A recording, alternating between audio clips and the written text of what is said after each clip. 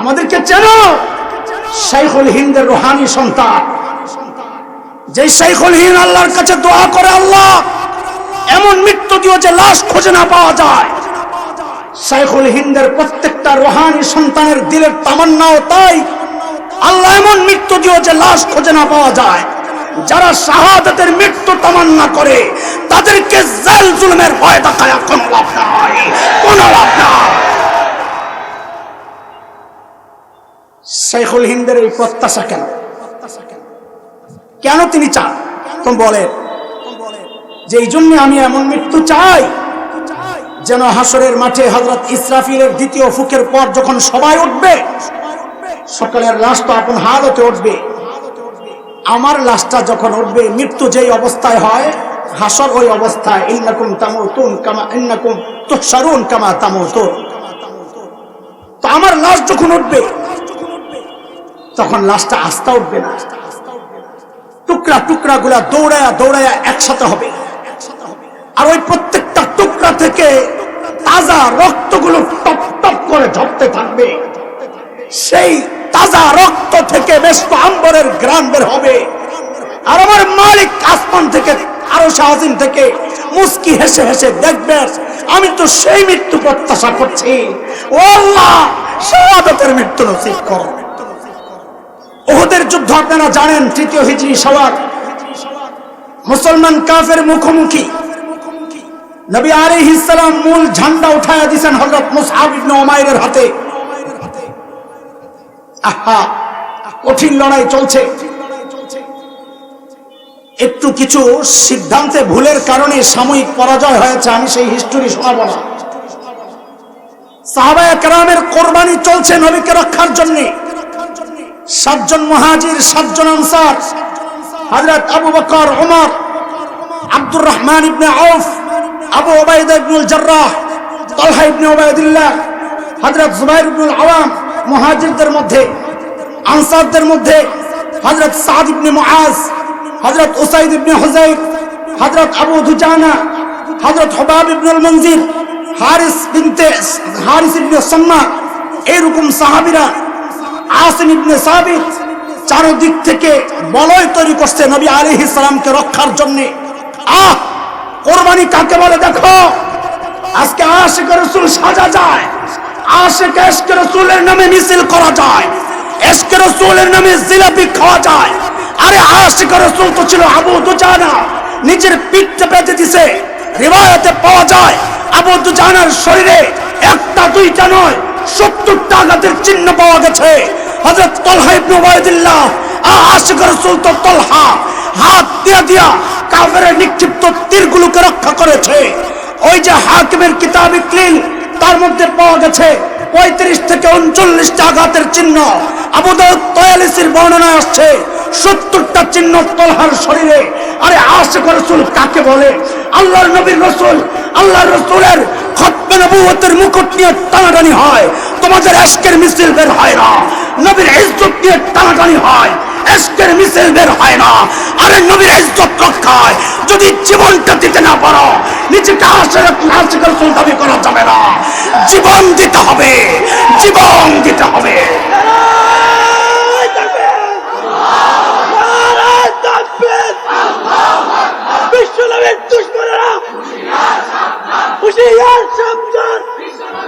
শুনেন শুনেন, কইলে খারাপ লাগবে। বিশ্বনবীর যত দুশ্মন আছে ওরা সবাই হুঁশিয়ার, ঘুমায় আছে আমি আর তুমি। হুঁশিয়ার হওয়া দরকার আশিক রাসূলদের। কথা কর, কথা কর। আজকে কাদিয়ানীরা ধরে ধরে টার্গেট করছে 20টা মুসলমানকে কাদিয়ানী বানাবে। আমি জিজ্ঞেস করতে চাই, তুমি কয়জন কাদিয়ানীকে টার্গেট করেছো তাকে মুসলমান বানাবা? তো ওদেরকে হুঁশিয়ার করে লাভ কি? হুঁশিয়ার তুমি হও। লড়াই চলছে। হযরতে মুসআব ইবনে উমাইর ঝান্ডাওয়ালা শহীদ হয়ে গেল। আমি ইতিহাস টান দিচ্ছি না। যুদ্ধ শেষ। ও যুবক, খেয়াল করে শোন, যুদ্ধ শেষ, কাফেররা চলে গেছে।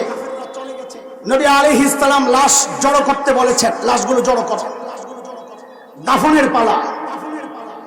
আহা, 70টা লাশ দাফন কেমনে করবে? এত লাশ, 70টা কবর খোদাই করা তো জানতেন কথা না। এর মধ্যে মুসলমান মনের দিক থেকে একদম ভেঙে বসছে। কেন ভেঙে বসছে? নিজেদের আপনজন হারায়া, নিজে আহত হইয়া? না না, তুমি সাহাবী ছিল না। সাহাবায়ে কেরাম ভেঙে পড়েছে যখন দেখছে উতবা ইবনে আবি ওয়াক্কাস নরদমের পাথরের আঘাতে আমার নবীর নিচের দুই দাঁতের পাশের, ডান পাশের নিচেরটা, আর রাবাইয়া আসুফলা আল ইউমনা, নিচের দুই পাশের, নিচের মাঝখানের দুই দাঁতের ডান পাশের নিচের দাঁতটা ভেঙে গেছে, রক্ত পড়ছে। সাহাবায়ে কেরাম যখন দেখলেন আব্দুল্লাহ ইবনে কিম্মার পাথরের আঘাতে আমার নবীর হেলমেটের টুকরা মাথায় ঢুকে গেছে, সাহাবায়ে কেরাম যখন দেখলেন আব্দুল্লাহ ইবনে শিহাব যুহরির পাথরের আঘাতে আমার নবীর মাথাটা ক্ষতবিক্ষত হয়ে গেছে, ওই দৃশ্য দেখে পাগলগুলা হাল ছেড়ে দিছে, পা বাড়ে না, হাত যায় না। তো নবী বলেছেন, এক কাজ করো, এক কবরের মধ্যে দুইজনকে দাফন করো, তাও কাজ একটু কমে যাবে। বলেন এক কবরে, কথা বলেন, এক কবরে শহীদকে দাফন করার একটা সিস্টেম আছে, আপনারা জানা থাকার কথা। এক নাম্বার হচ্ছে তাকে গোসল দেওয়া যাবে না, জানেন তো? কথা বলেন, যেই পোশাকে শাহাদাত বরণ করেছে সেই যুদ্ধ পোশাক সহ তাকে দাফন করতে হবে, রক্তাক্ত। কেন জানেন? হ্যাঁ, এই রক্ত সহ রক্তাক্ত পোশাকে দাফন কেন করতে হয় তা কি জানেন? আরে একটু শুনে। দেওবন্দে একটা মাকবারা আছে, মাকবারা কাসিমিয়া। হযরত কাসিম নানতুবিকে যখন প্রথম কবর দেওয়া হয়, তো দেওবন্দ মাদ্রাসার একটা ছাত্র মারা গেছে। দেওবন্দের কেউ কেউ এলাকার ওস্তাদ না, পরামর্শ দিল যে কাসিম নানতুবির পাশে ওই মাদ্রাসার ছাত্রটাকে দাফন করিস। তো এলাকার মানুষ, মুরব্বী যারা, ওনারা বললেন যে না, কাসিম নানতুবির পাশে এই বাচ্চা না, শাইখুল হিন্দকে কবর দিন। মাহমুদ হাসান দেওবন্দি রাহিমাহুল্লাহ, এই প্রস্তাব সবার পছন্দ হয়েছে। হ্যাঁ ঠিক আছে, বলে তাইলে চলো এই খুশির খবরটা শাইখুল হিন্দকে জানাই আস। ও যুবক খেয়াল কর, এই খুশির খবর শোনাইতে গেছেন শাইখুল হিন্দকে। শাইখুল হিন্দকে যা বলতেছেন, হযরত একটা খুশির খবর। বলে কি খুশি? বলে আমাদের সিদ্ধান্ত, আপনি মারা গেলে আপনাকে কাসিম নানতুবির পাশের কবরে শোয়া দিবে। বলেন এটা খুশির খবর না খুশির খবর না? আর এটা খবরটা আনন্দের না বেদনার? কিন্তু হযরত শাইখুল হিন্দ এই খবর শুনে শিশুর মতো হাউমাউ করে কান্না শুরু করছে।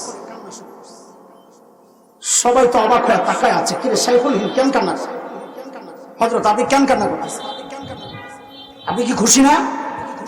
তো শাইখুল হিন্দ বলেন, এমন প্রস্তাবে খুশি না হইয়া কি পারি, কিন্তু আমি ভাবি কি, তোমরা ভাবো কি? বলে আপনি কি ভাবেন? বলে আমি তো সব সময় আল্লাহর কাছে দোয়া করি, ও আল্লাহ আমাকে এমন মৃত্যু দিও জিহাদের ময়দানে যে আমার লাশটা যেন খুঁজে না পাওয়া যায়, ছিন্ন বিচ্ছিন্ন হইয়া ছড়ায়া ছিটায়া গোটা ময়দানে ছড়ায়া ছিটায়া থাকে, যেন আমার লাশটা খুঁজে না পাওয়া যায়। এই জন্যই মাঝে মধ্যে বলি, আমাদেরকে চেনো, আমাদেরকে যে হুমকি দাও, আমাদেরকে চেনো। শাইখুল হিন্দের রুহানি সন্তান, যে শাইখুল হিন্দ আল্লাহর কাছে দোয়া করে, আল্লাহ এমন মৃত্যু দিও যে লাশ খুঁজে না পাওয়া যায়। শাইখুল হিন্দের প্রত্যেকটা রুহানি সন্তানের দিলের তামান্নাও তাই, আল্লাহ এমন মৃত্যু দিও যে লাশ খুঁজে না পাওয়া যায়। যারা শাহাদাতের মৃত্যু তামান্না করে তাদেরকে জাল জুলুমের ভয় দেখায় কোনো লাভ নাই, কোনো লাভ নাই। শাইখুল হিন্দের এই প্রত্যাশা কেন? কেন তিনি চান? তো বলেন যে এই জন্য আমি এমন মৃত্যু চাই যেন হাসরের মাঠে হযরত ইসরাফিলের দ্বিতীয় ফুকের পর যখন সবাই উঠবে, সকলের লাশ তো আপন হালতে উঠবে, আমার লাশটা যখন উঠবে, মৃত্যু যেই অবস্থায় হয় হাসর ওই অবস্থায়, ইন্নাকুম তামুতুন কামা ইন্নাকুম তুহশারুন কামা তামুতুন। তো আমার লাশ যখন উঠবে, তখন লাশটা আস্থা উঠবে না, টুকরা টুকরা গুলা দৌড়ায়া দৌড়ায়া একসাথে হবে, আর ওই প্রত্যেকটা টুকরা থেকে তাজা রক্তগুলো টপ টপ করে ঝরতে থাকবে। সেই তাজা রক্ত থেকে মেশক আম্বরের ঘ্রাণ বের হবে, আর আমার মালিক আসমান থেকে আরশ আজিম থেকে মুস্কি হেসে হেসে দেখবেন, আমি তো সেই মৃত্যু প্রত্যাশা করছি, ও আল্লাহ শাহাদাতের মৃত্যু নসিব করো। ডরে আমিনও করে, আরে জালিম, শাহাদাতের মৃত্যু যদি নসিব হয় তো তুই ভাবিস না তোর মৃত্যু 2 বছর আগে হয়ে যায়, না টাইম মতো হবে? কথা বলে, শাহাদাতের মৃত্যু যদি হয় টাইম মতো হবে না 2 বছর আগে?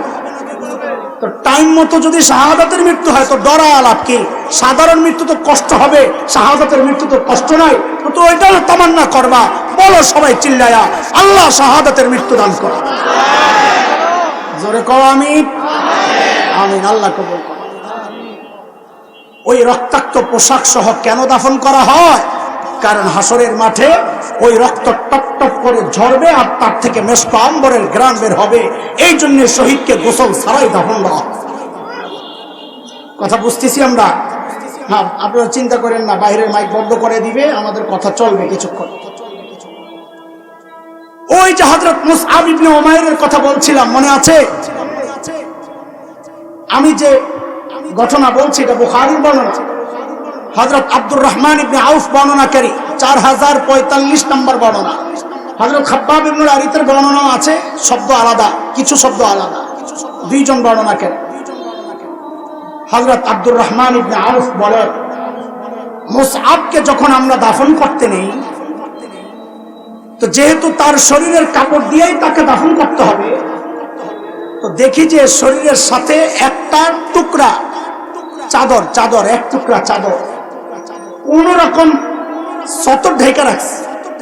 হ্যাঁ যুবক, খেয়াল কর, কোন মুসআবের কথা বলছি? সবচাইতে স্টাইলিশ পুরুষ, পাতা মক্কা মক্কার মডেল মুসআবের কথা বলছি। কিন্তু নবীর হাদিস শুনেছেন, ইন্নাল্লাহা লা ইয়ানজুরু ইলা সুওয়ারিকুম ওয়ালা ইলা আমওয়ালিকুম। ভুলে গেছেন পোশাকের কথা, ভুলে গেছেন সাজসজ্জার কথা, ভুলে গেছেন ফ্যাশনের কথা, ভুলে গেছেন স্টাইলের কথা, ভুলে গেছেন সুগন্ধির কথা, ভুলে গেছেন নিজেকে সাজিয়ে গুছিয়ে রাখার কথা। এখন আমল ঠিক করা, কলব ঠিক করার পেছনে লেগে গেছেন। হযরত আব্দুর রহমান ইবনে আউফ বলেন, আহারে, ওই ইফতারি করতে বসছিলেন আব্দুর রহমান ইবনে আউফ, ধনী মানুষ ছিলেন। হযরত আব্দুর রহমান ইবনে আউফ ধনী মানুষ ছিলেন, ইফতার করতে বসছেন। ইফতার না করে কান্না করতে করতে উঠা যাচ্ছেন। কেন? আহারে, না জানি আল্লাহ আমার আমলের বিনিময় নগদে দুনিয়ায় দিয়ে দিচ্ছেন। মান কানা ইরিদুল আজিলাতা আজ্জালনা লাহু ফিহা মা নাশাউ লিমান নুরিদ, সূরা ইসরা আয়াত 18। কাউকে আল্লাহ চাইলে নগদে দুনিয়ায় দিয়ে দেন। হযরত আব্দুর রহমান ইবনে আউফ কাঁদতেছেন, না জানি আল্লাহ আমারে নগদ পুরস্কার দিয়ে দিয়েছেন। তারপর বলতেছেন, আল্লাহর নবীর 2 জন সাহাবী, অনেক সাহাবী আছেন যারা দুনিয়ায় চান নাই, তারা আখিরাতের জন্য রেখে দিয়েছেন। এরপর হযরত মুসআব ইবনে উমাইরের কথা হযরত আব্দুর রহমান ইবনে আউফ বর্ণনায় বলছেন যে আমরা যখন মুসআবকে দাফন করতে নেই, ও যুবক শোনো, আমরা যখন মুসআবকে দাফন করতে নেই, একটা মাত্র টুকরা কাপড় চাদর পাইছি সাথে। বলে এই চাদর দিয়ে তো ঢাকা লাগবে, তাই না? গোটা শরীরটা তো ঢাকা লাগবে, তাই না? বলে ইন গুত্তিয়া বিহা রাসু বাদাত রিজলা ওয়া ইন গুত্তিয়া বিহা রিজলা বাদা রাসু। বলে মুসআবের মাথাটা যখন ঢাকতে যায় তো মুসআবের পাওটা খালি হয়ে যায়, আবার চাদরটা টাইনা যখন পাওটা ঢাকতে যায় তো মুসআবের মাথা।